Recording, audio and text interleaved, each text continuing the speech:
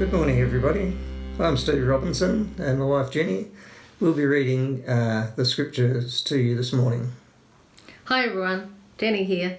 Good to see you, even if we aren't really in each other's presence, but just to know that we can still gather together. It's great. And I just am so grateful to God to know that during these times we have Him with us. He's our comfort, our wisdom, our strength, and our guidance, and nothing happens without His permission. So I trust that you're all staying safe and enjoying life to the best you can wherever you are, and that His blessing will be upon your home. The reading today is from Ruth 4, and we're starting at verse 1. So please read along with us.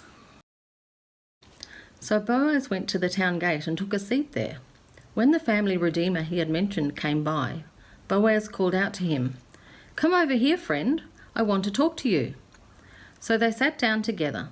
Then Boaz called 10 leaders from the town and asked them to sit as witnesses. And Boaz said to the family redeemer, "You know Naomi, who came back from Moab. She is selling the land that belonged to our relative Elimelech. I felt that I should speak to you about it so that you can redeem it if you wish. If you want the land, then buy it here in the presence of these witnesses. But if you don't want it, let me know right away, because I am next in line to redeem it after you." The man replied, "All right, I'll redeem it." Then Boaz told him, "Of course, your purchase of the land from Naomi also requires that you marry Ruth, the Moabite widow. That way she can have children who will carry on her husband's name and keep the land in the family." "Then I can't redeem it," the family redeemer replied, "because this might endanger my own estate. You redeem the land, I cannot do it."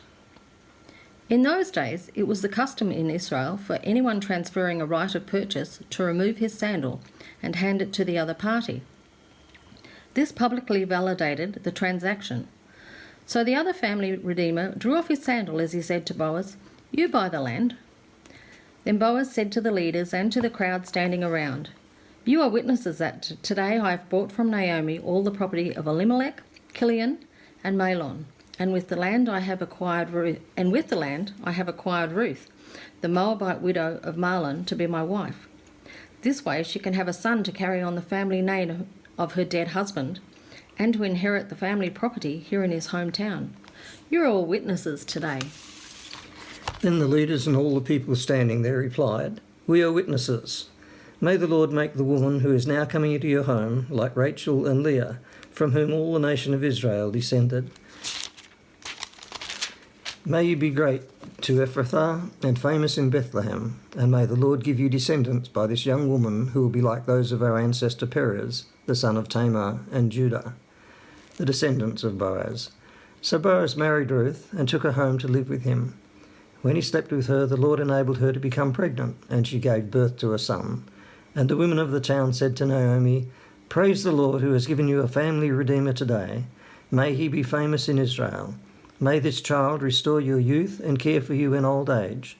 For he is the son of your daughter-in-law, who loves you so much, and who has been better to you than 7 sons." Naomi took care of the baby and cared for him as if he were her own. The neighbour women said, "Now at last Naomi has a son again," and they named him Obed. He became the father of Jesse and the grandfather of David. This is their family line, beginning with their ancestor Perez. Perez was the father of Hezron. Hezron was the father of Ram. Ram was the father of Amminadab. Amminadab was the father of Nahshon. Nahshon was the father of Salmon. Salmon was the father of Boaz. Boaz was the father of Obed. Obed was the father of Jesse. Jesse was the father of David. Hi everyone, hope you're all well. It's great that you could join us for church today. I'm Miceala, and I'm going to be reading to you today from John 15, verses 1 to 8. "I am the true vine, and my Father is the gardener. He cuts off every branch in me that bears no fruit, while every branch that does bear fruit, He prunes so that it will be even more fruitful. You are already clean because of the word I have spoken to you. Remain in me, and I will remain in you. No branch can bear fruit by itself. It must remain in the vine. Neither can you bear fruit unless you remain in me. I am the vine, you are the branches. If a man remains in me, and I in him, he will bear much fruit. Apart from me, you can do nothing.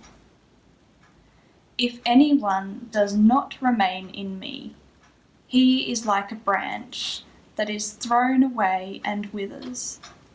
Such branches are picked up, thrown into the fire, and burnt.